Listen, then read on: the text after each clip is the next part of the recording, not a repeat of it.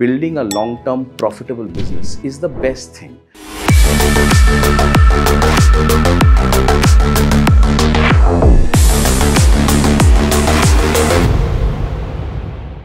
So दोस्त, हमने शुरू कर दिया हमारा धंधा, मतलब we have now turned into an entrepreneur.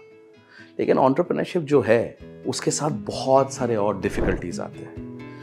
धंधा या बिजनेस दो तरीके के होते हैं। एक जो आप बना रहे हो और शायद बूटस्ट्रैप करके बना रहे हो, बूटस्ट्रैप मतलब खुद के पैसे डाल के बना रहे हो, और एक पर्टिकुलर लेवल पे वो प्रॉफिटेबल हो गया है और वो तरीके से प्रॉफिटेबल जाएगा, लेकिन ग्रोथ छोटा है, लिमिटेड है, चलता जाएगा। There is nothing wrong with that. In fact मेरे हिसाब से शायद building a long term profitable business is the best thing, as long as आपको बहुत बड़ा स्केल या बहुत बड़े तरीके से बहुत अलग लेवल पे बिजनेस को ना ले जाना हो। मोस्ट ओल्ड स्कूल बिजनेसेस पहले इसी तरीके से चलते थे कि भाई हम प्रॉफिटेबल हिसाब से बनाएंगे, उस हिसाब से चलेंगे, हमें कोई थर्ड पार्टी कैपिटल का जरूरत नहीं है। थर्ड पार्टी कैपिटल मतलब किसी और का पैसे का जरूरत नहीं है। But with new age business चीजें थोड़े अलग हो गए। न्यू एज एंटरप्रेन्योर्स को compete करना था with old school. Old school entrepreneurs generations के ऊपर से जनरेशंस बिजनेस करते करते करते करते काफी बड़े बन गए थे। And as a result, to compete with them, the only way was to go across and scale up faster. अब वो scale हम कैसे करें? So दोस्त, आज हम डिस्कस करेंगे in this video the types of funding. किस तरीके के फंडिंग, किस तरीके के कैपिटल अवेयरनेस है और किस तरीके के कैपिटल अवेलेबल है आपके लिए। हम एक फर्स्ट जनरेशन एंटरप्रेन्योर है, खुद से कुछ कर रहे हैं, खुद से कुछ बनाने की कोशिश कर रहे हैं। As a result of that there are alternative pathways जो हमारे लिए जरूरी है। And that is what I'm going to discuss today with you. Let's look at the first part. जैसे मैंने कहा था दोस्त, हमने शुरू कर दिया हमारा जर्नी। अब बिजनेस शुरू किया तो आपने खुद के खुद पैसे डाले, लेकिन अब स्केल करने की बारी आ गई। कैसे करोगे? यहाँ पे आता है एक कॉन्सेप्ट। वो कॉन्सेप्ट को मैं कहता हूँ the 3 Fs, the triple Fs. अब ये ट्रिपल F क्या है दोस्त? फ्रेंड्स, फैमिली एंड फूल्स। अब आप पूछोगे ये क्या चीज़ है? दोस्त, जब आप कुछ शुरू करते हो, 3 ही लोग हैं जो आपके ऊपर पहले वाले, जो पहला पंट है, जो पहला बेट है, जो पहला दाव है, जो आपके ऊपर भरोसे के ऊपर लोग करेंगे। आपका फैमिली, आपके दोस्त और उन जैसे पागल फूल्स जो आपके पैशन, आपके विजन, आपके थॉट प्रोसेस के ऊपर बिलीव करके पैसे लगाने के लिए कोशिश कर रहे हैं। Fools not in a negative manner, fools because वो भी पागल है आपके तरह, उनको भी सपोर्ट करना है आप जैसे पागलों को, और उनको भी पता है कि यार ये कुछ नया कर रहा है तो चलो यार इसके ऊपर हम दाव लगाते हैं। So that is known as the friends and the families and the fools around. इसका क्या मतलब है कि आप उनके साथ बात करके, उनके साथ डिस्कस करके आपका बिजनेस, आपका थॉट प्रोसेस, आपका बिजनेस प्लान, किस हिसाब से आप आगे ले जा रहे हो, कहाँ तक आप ले जा रहे हो, वो सब जब आप बात करते हो, they cut the first cheque. And that is the first external capital, and that gives you the first momentum. वो गाड़ी में पहला पेट्रोल, गाड़ी में आगे दौड़ने के लिए जो पहला जज्बा चाहिए, पहला जुनून चाहिए और पहला कैपिटल चाहिए, वो इनके तरफ से आता है। That is known as the friends and the family round. Point number 2, हम थोड़ा और बढ़ा दिए बिजनेस को, थोड़ा और बेहतर कर दिए बिजनेस को। अब हमें चाहिए एंजल इन्वेस्टमेंट्स। अब ये एंजल इन्वेस्टर क्या होता है? नाम बहुत सुंदर है। एंजल का मतलब ये नहीं कि यार आसमान से उड़ के आके आ गया, बट एसेंस भी वही था। एसेंस ये था कि वो लोग आके एक एंजल की तरह एक एंटरप्रेन्योर का जर्नी को सपोर्ट कर रहे हैं। ये एंजल्स है कुछ high net worth individuals, HNIs। High net worth individuals का मतलब कि आइदर उनके पास, जैसे मैंने बोला था, पुश्तैनी पैसे है, या कुछ ऐसे एंटरप्रेन्योर्स जो सक्सेसफुल बन के कुछ पार्शियली एग्जिट कर लिए या कुछ फुल्ली एग्जिट करके पैसे बनाए हुए हैं, और उनको लगता है कि अब इकोसिस्टम में मुझे वापस कंट्रीब्यूट करना है। कंट्रीब्यूट कैसे करना है? ऐसे अपॉर्चुनिटीज को देख के उनके ऊपर पैसे लगाना है। That is known as angel funding. These people, generally जो एंजल्स होते हैं, 2 तरीके के होते हैं दोस्त। एक होता है इंडिविजुअल्स, होपफुली कुछ साल बाद आप और मेरे जैसे, कि हमने कुछ एग्जिट लिया, कुछ पैसे बनाए, तो आप और मेरे जैसे एंटरप्रेन्योर्स जिनके पास अगेन एज आई सेड कुछ साल बाद शायद कुछ पैसे हो और हम लगा सकते हैं। That is an individual. या फिर कुछ इंस्टीट्यूशंस जो बनते हैं, लेकिन वो कंसोर्शियम के हिसाब से बनते हैं, मतलब एक ग्रुप, एक संगठन बनता है। It's known as an angel consortium. मतलब उस ग्रुप के हिसाब से 10, 15, 20, 25, 100, 200, 500 लोग इकट्ठे आते हैं और उस कंसोर्शियम के थ्रू इन्वेस्ट होता है, and that consortium is investing on behalf of this number of people who are members, and that is known as the angel consortium. Angel consortium आता है again as one of the early investors in your company. Angel पैसा भी आ गया, मतलब business बढ़ रहा है और हम तरीके से बना रहे हैं। इस सिचुएशन में आता है the essence of institutional capital. Institutional capital मतलब दोस्त, इस स्टेज पे a group called the venture capitalists, venture capital funds. Venture capital funds मतलब क्या है? इंस्टीट्यूशंस और फंड्स जिनका काम है to go across and invest in companies. They look at companies, they look at organisations, they look at portfolios like yours to say कि हाँ, ये पर्टिकुलर कंपनी एक लेवल पे पहुंच गया, एक स्केल पे पहुंच गया, अब हम इस पे पैसा डाल सकते हैं. टिपिकली दोस्त, एक वेंचर इन्वेस्टमेंट फंड, एक वेंचर फंड आते हैं आपके series A. Series A is when the journey of institutional investor start.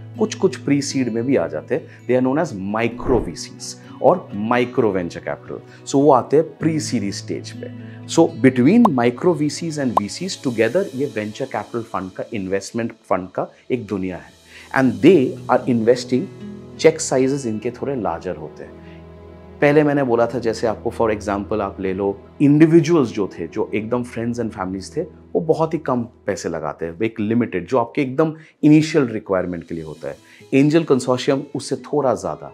और वेंचर कैपिटल जब आ जाता है तब serious money comes into the cap table, and that is where cap table मतलब आपके कंपनी में, आपके शेयर होल्डिंग में, शेयर होल्डर्स को जो कैपिटल डाले हुए इस कंपनी में उनका जो लिस्ट है उसे शेयर होल्डिंग कैप टेबल कहते हैं, कैपिटल टेबल कहते हैं. So venture capitalist come at that point of time. They are known as VCs. Typically series A, series B, series C, series D तक ये वेंचर कैपिटलिस्ट अलग अलग level के, अलग अलग टाइप के, अलग अलग साइज एंड स्केल के वेंचर कैपिटल फंड्स और venture funds keep investing.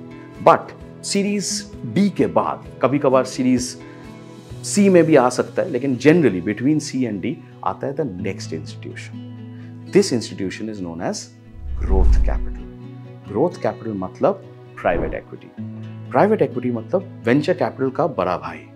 Same thought process से, सेम तरीके से लोग आते हैं, but their check sizes are much larger. In fact उनका चेक साइज जो होता है, और टिपिकली वो जो काम होता है उनका कंपनी में आने का 2 रूट से होता है. एक पैसा कंपनी के अंदर आता है. इस कंपनी में अंदर जो पैसा डाला जाता है उसे कहते हैं प्राइमरी इन्वेस्टमेंट. दूसरा, मैंने आपको कंपनी में बताया था, काफी सारे इन्वेस्टर्स थे आपके initial friends and families, angels, venture capital funds, वो सब कंपनी में शेयर होल्डर्स की तरह बैठे हुए हैं. ये प्राइवेट इक्विटी कंपनी फिर 2 चीज करता है. पैसे कंपनी के अंदर, जो प्राइमरी मैंने बोला, और दूसरा इन सारे लोगों को कैप टेबल से क्लीन करके उनका शेयर्स खरीदता, जिसे कहते हैं secondary. So generally growth capital जो होता है दोस्त आपके कंपनी में 2 फॉर्म में होता है, प्राइमरी, सेकेंडरी. प्राइमरी मतलब पैसा कंपनी के अंदर आना, सेकेंडरी मतलब पैसा बाकी सारे शेयर होल्डर्स को खरीदना और उनको क्लीन करना. बिकॉज प्राइवेट इक्विटी फंड्स जो होते हैं, ग्रोथ कैपिटल फंड्स जो होते हैं, उनको चाहिए होता है कि कैप टेबल जो आपका शेयर होल्डिंग कैपिटल हो उसमें कम लोग रहे. उसमें जितना कम लोग रहे उतना बेहतर है उनके लिए, बिकॉज उनके लिए margin of growth and margin of exposure and exit is not as much of multiple जैसे पहले वाले बंदे आए. उनका margin from entry to at this level बहुत ज्यादा होता है. प्राइवेट इक्विटी जब आ जाता है, उनका margin from the time they come in to entry and to an exit, पकड़ लीजिए हाफ और even less than half of the multiples of these venture capital funds होते हैं. तो उनके लिए ज्यादा डिस्ट्रीब्यूटेड जो कैप टेबल है उनको पसंद नहीं आता है. So that's why they go across and secondary purchase करके क्लीन कर देते हैं. That my friend is known as growth capital. और आखिर में दोस्त हो जाता है द एग्जिट. और एग्जिट के हिसाब से एक स्ट्रेटेजिक बायआउट भी हो सकता है, एक IPO भी हो सकता है. IPO को अभी छोड़ देते हैं हम लोग.